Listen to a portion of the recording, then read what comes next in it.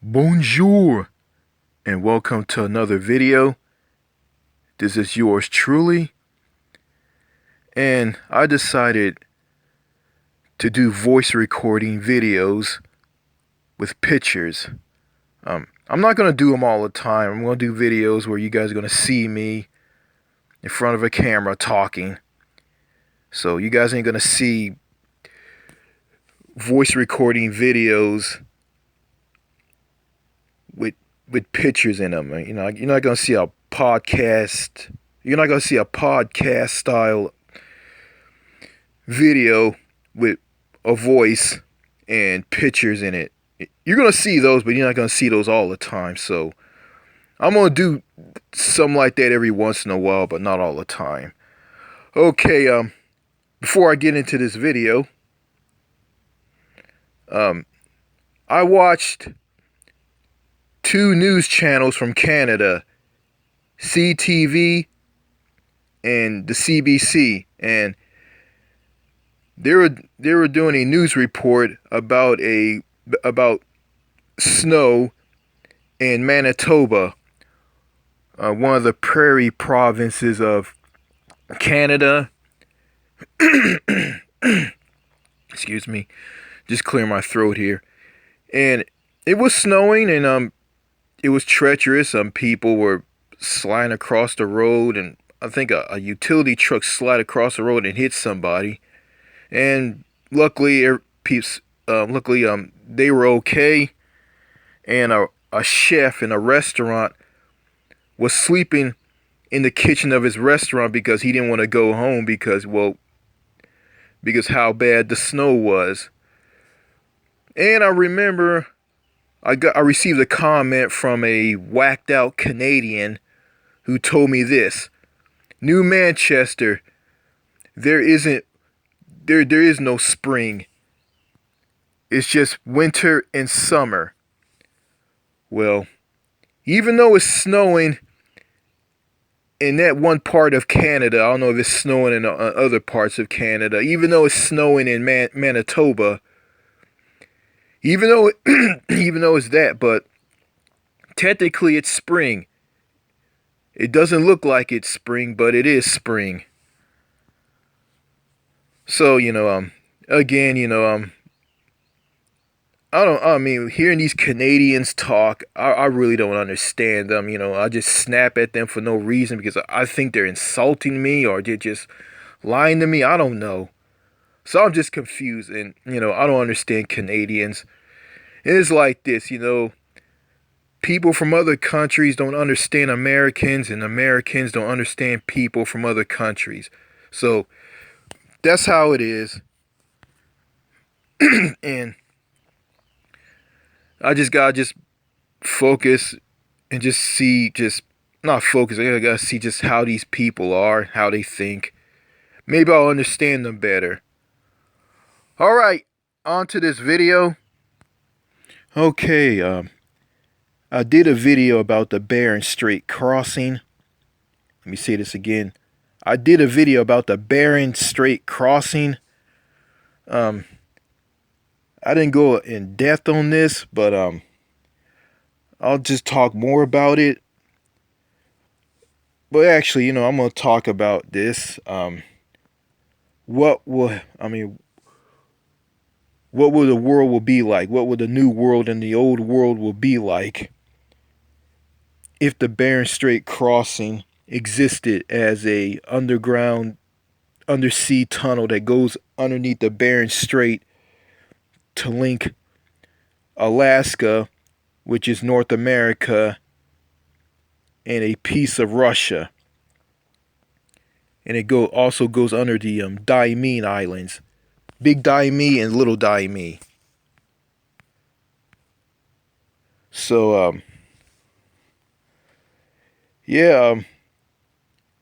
and when it's built, there's going to be it's going to be a Eurotunnel style tunnel under the Bering Strait, going underneath, connecting North America with Russia, which is Asia, basically linking the old world with the new world. So there's going to be a modern day Beringia. There's going to be a replacement of the Beringia that melted away when when it created a land bridge that allowed humans to walk across from Asia to North America. And these people are the descendants of Native Americans who live in both North and South America. So anyway, okay, it's going to be called the Bering Strait crossing. I guess that's what it's going to be called. And there's going to be Eurotunnel there's going to be Eurotunnel style stations on either side. It's going to be there's going to be one in the town of Yulin, which is in Russia, and there's going to be one in Wales and Alaska. And these Eurotunnel style stations, they're going to be exactly like the Eurotunnel style stations in Folkestone, in England, in the UK, and Calais, and France. I think the Russian station will be bigger, and the American station will be smaller. So, yeah. So, I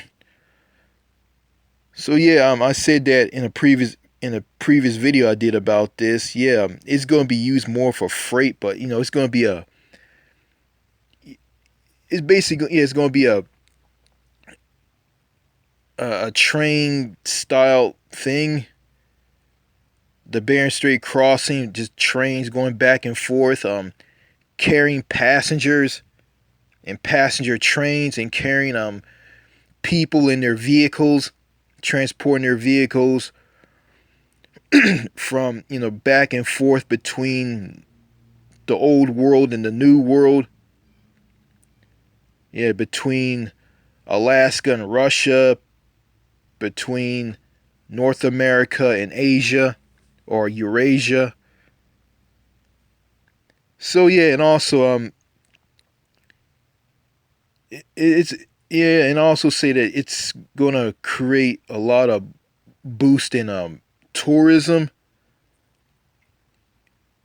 People from the old world and the new world will visit each other. People from the new world will see North America, see countries like Canada, the United States, Mexico, the Caribbean islands off of the coast of North America.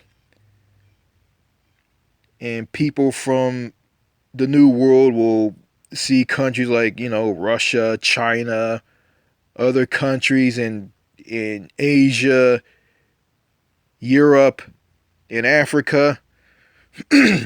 And also you will be also people in North America who drive on highways, freeways in the US and Canada and Mexico. They will share the road with people from the old world. They will see people from the old world in their cars. People from cars from European countries, Asian countries, African countries, sharing the road. And I also heard that French drivers and British drivers are the worst. So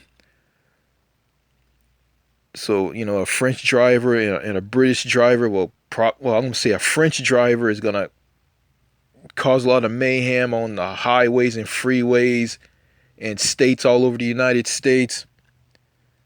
Because I heard that drivers in Paris are just crazy. Drivers in Paris, France, or Gay Palais, they are the worst. That's what I heard. Bad drivers. And they're going to meet their horrible American driving counterparts.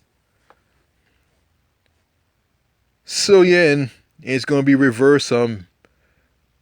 Drivers from the States and Canada and Mexico will drive on the motorways, auto routes, and autobahns and expressways of Asia, Europe, and Africa. So, so I think some ignorant Americans, not all of them, will struggle to drive on roads in Europe. They're going to go through a lot of roundabouts in countries like Belgium, France, Norway, Germany, Spain, Portugal, Italy, United Kingdom, Ireland, or the Republic of Ireland. They're going to go through a lot of roundabouts. They're going to complain. And they're going to be shocked that they're going to get a speeding ticket sent to them through the mail because, countries like France and the UK and others have speed cameras. And if these Americans live in countries like, I say, Germany, and they get their car inspected, they're going to go through the strictest vehicle inspections of all time because Germany has one of the strictest motor vehicle inspection stations, the tube.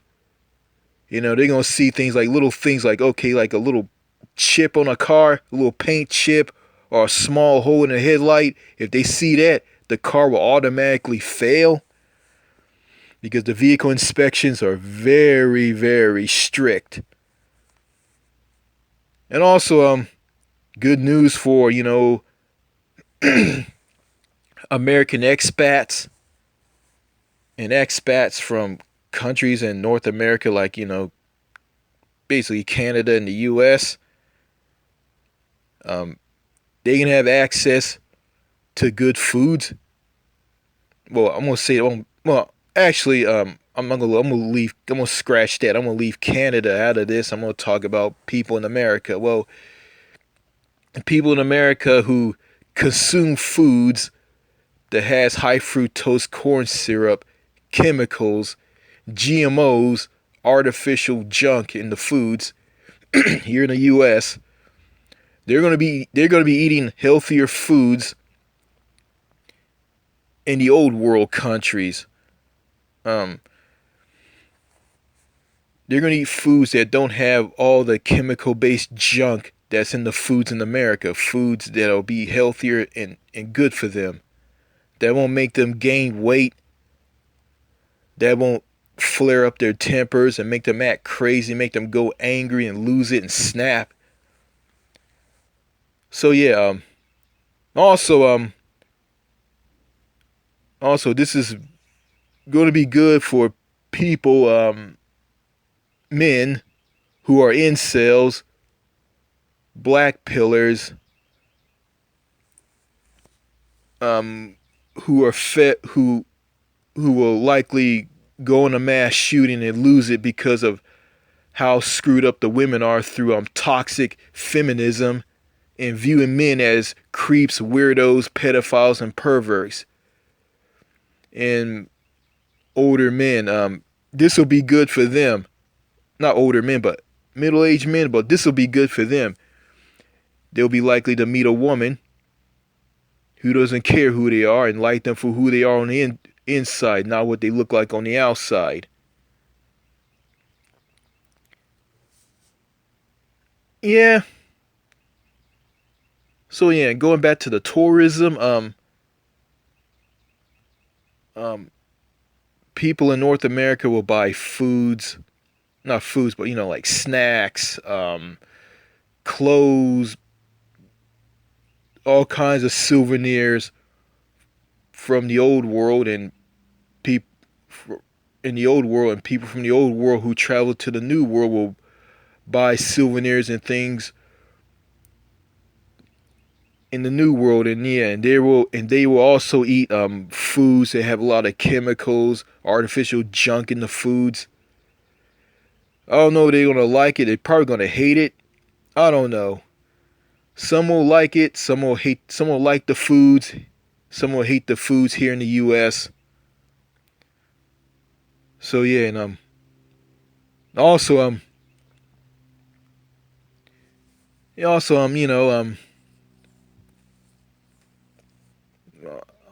don't know this would make sense, but well, French people will get a whip of poutine from Quebec in Canada. I don't know how they're gonna like that. So yeah, and well, speaking of Quebec, well, I heard that French people from France have a hard time understanding the Quebecois and Quebec in Canada on their French. Some say that their French is bastardized and they can't understand what they're talking about and have a hard time understanding what they're saying. Yeah, some say that they're French. People of France say that the French that's spoken by the Quebecois is bastardized French. Yeah, well, I'm learning how to speak French right now, so don't know a lot, but I'm learning. It's a very tricky, hard language, but yeah. Anyway, yeah, there are gonna be a lot of good things coming out of the Bering Strait crossing undersea under tunnel crossing that's Eurotunnel based. So there's gonna be a lot of good things coming out of it. Okay, the tunnel is gonna run from Yulin to Wales at 59.44 miles, and in metric that'll be 95.65 kilometers. So I don't know, it's going to be a very long tunnel. It's probably going to be longer than the Euro tunnel, but also I think the water in the Bering Strait is going to be it's going to be deeper than the water in the English Channel, which the Channel Tunnel runs underneath, connecting the UK with France. And the Bering Strait Tunnel will go under the Diomede Islands, Big Diomede and Little Diomede. And also travelers who travel through the tunnel, if they're traveling from Wales to Yulin, they have to move their watches or clocks forward, because Yulin, Big Diomede is in the next day, and Little Diomede in Wales is yesterday. So if someone travels from Yulin to Wales, they have to move their clocks backwards. They have to move it back. So the same rules from the person on the PA of the train, of the trains, and in the Eurotunnel, they're gonna give the same. Yeah. The Bering Strait crossing is gonna have the same rules as the Eurotunnel. Man on the PA will give instructions, not just in English and French, but instructions in English and Russian. Yeah, they're just for like travelers who live in Russia, who speak Russian. So yeah,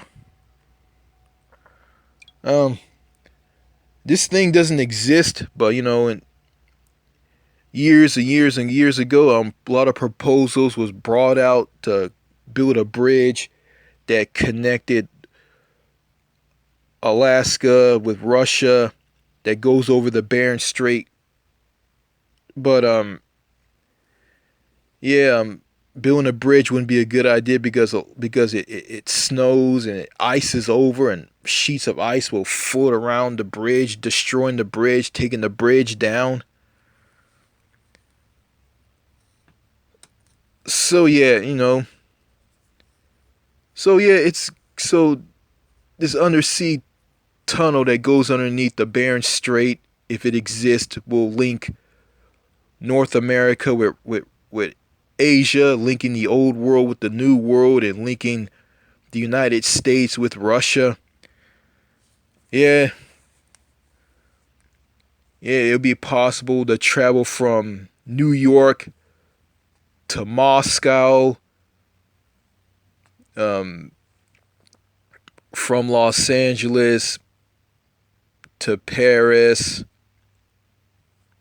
and to cities in North America, to cities in Asia, Europe, and Africa. You can go through, yeah, you can travel to these places without touching an airplane. So, this will be interesting. This might come to be in the future, but right now, the war from Ukraine and Russia is still going on. Russia is still invading the Ukraine, but even though Vladimir Putin is for this war, I think at one time, Vladimir Putin, along with Chinese President Jinping, um, agree with this proposal to have the Bering Strait crossing built, even in bridge form or tunnel form, Euro tunnel form.